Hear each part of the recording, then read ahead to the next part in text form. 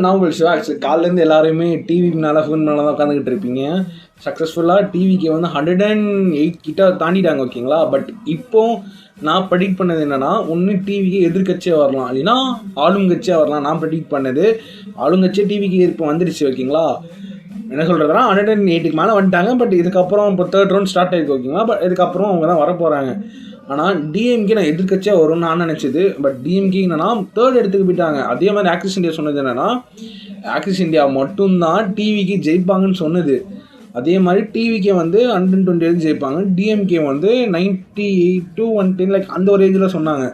ஆனால் இப்போ என்ன மேட்டர்னா டிஎம்கே அந்த இடத்துல இல்லை. அதே மாதிரி எந்த கட்சியுமே டிஎம்கே வந்து 3rd இடத்து பொசிஷனுக்கு போகுங்கிறது சொல்லலை. ஆனால் இப்போ டிஎம்கே உண்மையிலே 3rd பொசிஷன் போயிட்டாங்க. 47 சீட்டு தான் ஜெயிச்சிருக்காங்க ஓகேங்களா. அதே மாதிரி இதுக்கப்புறமே வந்து ஏடிஎம்கே வந்து நல்ல ஒரு பெர்ஃபார்மன்ஸ்னா முன்னாலோட இப்போ ஏடிஎம்கே நிறைய தான் வந்து